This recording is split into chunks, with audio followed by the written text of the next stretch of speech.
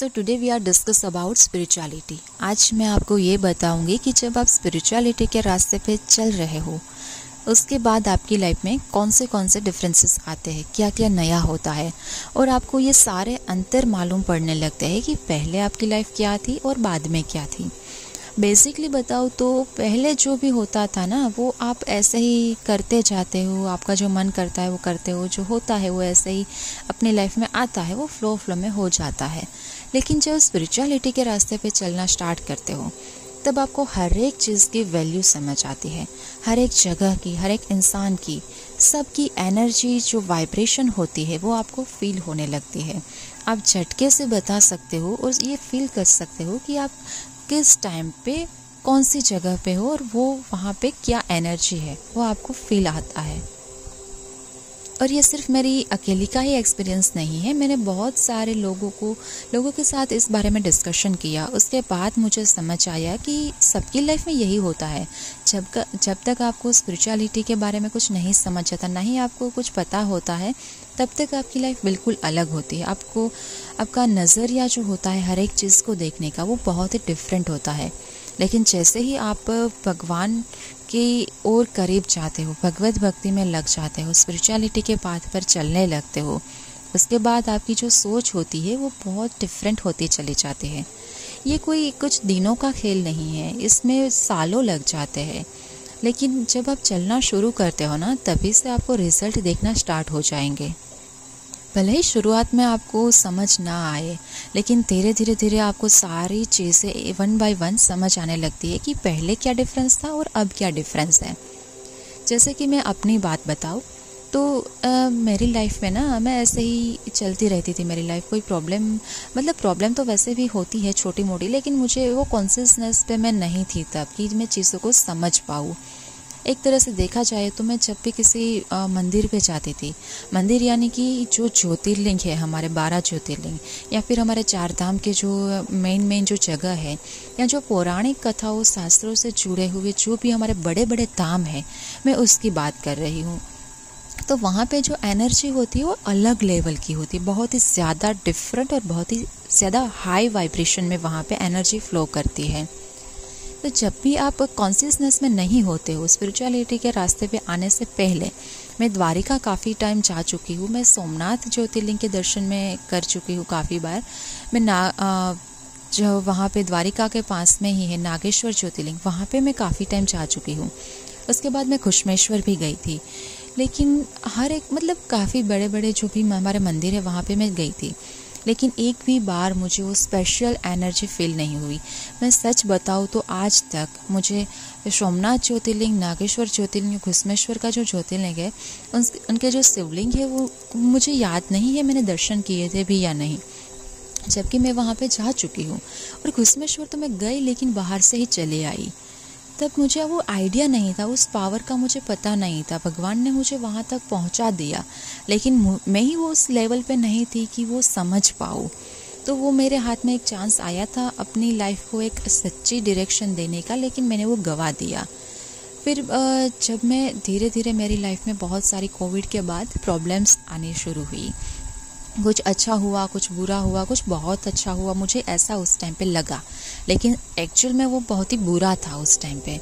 जैसे कि मेरी ज़बरदस्ती मेरी पापा ने शादी फिक्स करा दी। मुझे वो लड़का बिल्कुल पसंद नहीं था, तो मैं बहुत टूट चुकी थी। काफ़ी टाइम फैमिली वालों को समझा के मैं थक चुकी थी, लेकिन किसी ने मेरी एक बात नहीं सुनी। उसके बाद मेरा बेस्ट फ्रेंड जो था वो मेरी लाइफ में मेरा बेस्ट फ्रेंड काफ़ी टाइम से था, लेकिन हम दोनों रिलेशन में आए। बहुत अच्छा रिलेशन था, इतना अच्छा कि मैं सोच भी नहीं सकती कि हम कभी अलग हो सकते हैं। और 1.5 साल के बाद 1.5 साल अच्छे से चला। उसके बाद 4 से 6 महीने तो बहुत ही बकवास चला, और फिर वो सडनली मुझे छोड़ के किसी और के साथ चला गया। उस टाइम पे जो मैं टूटी हूँ मैं आपको एक्सप्लेन नहीं कर सकती। मैंने कभी सोचा नहीं था कि मैं अब ज़िंदा भी रह पाऊँगी। मैंने सुसाइड के बारे में कितनी बार सोचा, कितनी बार करने का सोचा।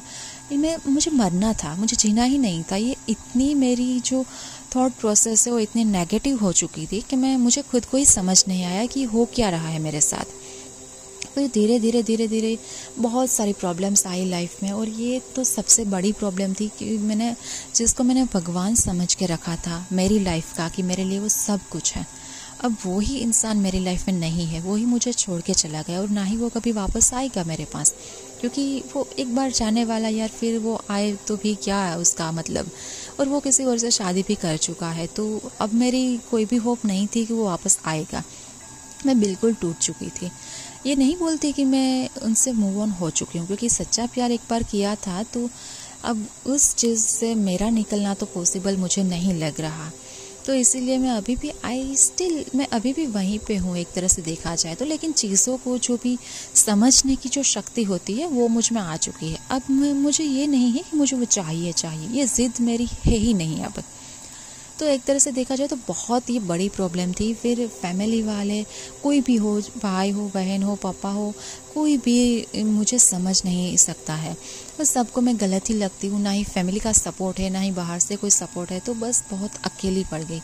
इतनी अकेली कि मेरी लाइफ में कोई बचा ही नहीं, कोई भी नहीं। 2-4 फ्रेंड्स थे मेरे, लेकिन वो आउट ऑफ सिटी है, तो मेरे साथ कोई भी नहीं था। सिर्फ मैं अकेली कमरे में रहती थी, टेरेस पे रात बिताती थी। ऐसे ही काफ़ी महीने निकल गए। धीरे धीरे मैंने स्टार्ट किया मेडिटेशन करना, योगा, प्राणायाम, ये सब कुछ मैंने स्टार्ट किया। फिर मेरा मन भगवत भक्ति में लगा, मैं महादेव की पूजा करने लगी। महादेव मेरे आराध्य है और श्री कृष्ण भगवान मेरे इष्ट है।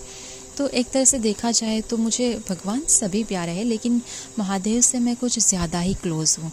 तो मैंने महादेव की पूजा स्टार्ट कर दी, और धीरे धीरे मुझे लगा कि अब मेरे बुरे कर्म ख़त्म होंगे, तो अब अच्छा होगा। कुछ एक भी मोमेंट अच्छा आता था ना, मैं खुश हो जाती थी, चलो अब मेरी लाइफ के सारे बुरे कर्मास निकल गए, अब तो मेरे साथ अच्छा ही होगा।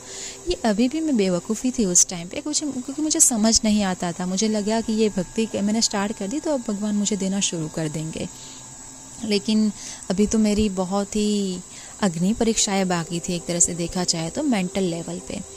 तो काफ़ी टाइम ऐसे ही चलता रहा। जब मैं सोचूं कि अब तो मेरी लाइफ में सब कुछ अच्छा हो जाएगा, तभी बहुत ज़्यादा बड़ी प्रॉब्लम कोई ना कोई आ जाती थी। मैं 10 कदम आगे बढ़ती थी तो मैं ऐसे ही बहुत ज़्यादा पीछे 100 कदम पीछे चली जाती थी। तो मुझे समझ नहीं आता था कि ये क्या हो रहा है। फिर धीरे धीरे मैं विपासना किया, मैंने बहुत कुछ ऐसे ही अपने आप को समझा, जाना, अपने अंदर झांक के देखा। बहुत अच्छी बातें मुझे समझ आई। और अब ये होता है कि मैं किसी भी जगह पे जाऊँ, सिर्फ मंदिर की बात नहीं है, मैं कहीं पे भी चली जाऊँ, उस जगह की जो एनर्जी होती है, जो वाइब्रेशन होती है, वो मुझे फील हो जाती है।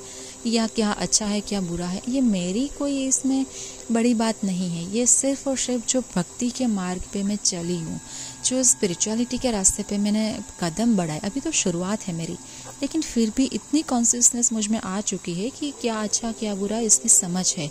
कौन सी जगह, कौन सी एनर्जी वे फ्लो कर रही है, वो भी मुझे फील हो जाता है अब। वैसे अब देखा जाए तो जो अब हमारे बड़े बड़े धाम है और जो ज्योतिर्लिंग है, वहाँ पे हम ऐसे ही नहीं जा सकते। सब कहते हैं कि जब भगवान का बुलावा आता है तभी हम वहाँ पे जा सकते हैं।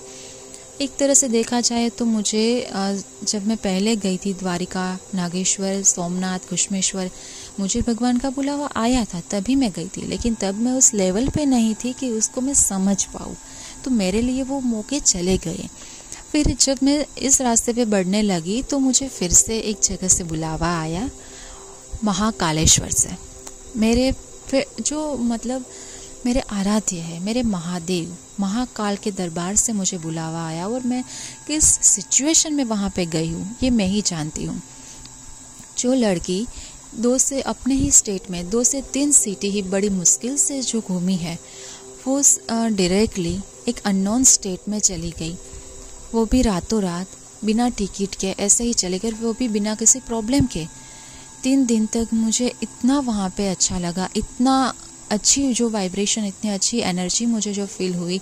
मुझे साक्षात वहाँ पे महादेव का जो साक्षात्कार होता है, मुझे लगा कि यहाँ पे बहुत पावरफुल कुछ ना कुछ है, और वो सब कुछ मुझे फील हुआ क्योंकि मैं इस रास्ते पे चलने लगी। अगर मैंने स्टार्ट नहीं किया होता तो मेरा ये जो पहले वाला था, जैसे कि मैं सोमनाथ गई, घुश्मेश्वर गई, लेकिन मुझे कुछ फील नहीं हुआ, बस वैसे ही होता। लेकिन जब मैं महाकालेश्वर गई ना, तब से मेरी ज़िंदगी बहुत ज़्यादा बदल गई। कहते हैं कि महाकालेश्वर आप जो भी महाकाल से मांगते हो वहाँ पे जाओ तो एक चीज़ मांग के आओ और कुछ चीज़ छोड़ के आओ, फिर आप ज़िंदगी में उस चीज़ के लिए आपको कुछ भी फील नहीं होगा, वो मतलब चली गई आपकी लाइफ से, समझ लो। और मेरे साथ भी ऐसा ही हुआ। मैंने वहाँ पे जाके उस हॉल में बैठ के थोड़ी देर के लिए मेडिटेशन किया और भगवान से बोला कि प्रभु मैं उस लड़के के बिना नहीं रह सकती। और ये जो मैं बार बार उसको कॉल करती थी, पीछे ही पड़ी रहती थी, मैसेज करती थी और अपनी सेल्फ रिस्पेक्ट को मैंने उसके कदमों में ला के रख दिया था। तो वो मुझे अपने आप से ही घृणा होने लगी थी कि मैं ऐसी क्यों बन गई। वहाँ पे मैंने एक बार प्रेयर की, उसके बाद आज तक का दिन है, मैंने आज तक कभी भी उसको ना ही कॉल किया ना ही मैसेज किया। जो फीलिंग्स है वो अपनी जगह पे, वो बात अलग है, क्योंकि लेकिन मैंने जो वहाँ पे मांगा था महाकाल से वो मुझे एग्जैक्टली वैसा का वैसा मिल चुका है। तो अब मैं सोच रही हूँ कि जो भी सारे ज्योतिर्लिंग है, मैंने काफ़ी बार ट्राई किया कि मुझे यहाँ पे जाना है, लेकिन मैं नहीं जा सकी, कहीं पे भी नहीं जा सकी। महाकालेश्वर गई क्योंकि वहाँ पे मेरी शिक्षा दीक्षा का टाइम शुरू हुआ। महाकाल ने खुद मुझे चुना था कि अब मेरी लाइफ में जो स्पिरिचुअलिटी का टाइम है वो शुरू होने जा रहा है। तो वहाँ पे मुझे उसके बाद मेरी लाइफ एक अलग ही डायरेक्शन में चली गई। तो अब मैं जो भी रास्ते पे हूँ मुझे बहुत अच्छा लगता है, दिल से सुकून मिलता है। अच्छा करने से पहले और बुरा करने से पहले समझ आ जाती है चीज़ों की। तो सिर्फ मेरा यही कहना है कि जब आप एक बार कुछ टाइम के लिए आपको कुछ भी फील नहीं होगा, आपको सब गलत होते हुए लगेगा, लेकिन आप छोड़ो मत, कुछ भी हो, नाम जप मत छोड़ो। जिस भी देवी देवता को आप मानते हो उस किसी एक भगवान को पकड़ लो, किसी भी देवी को पकड़ लो, लेकिन उसका नाम जप, उसकी भक्ति मत छोड़ो, क्योंकि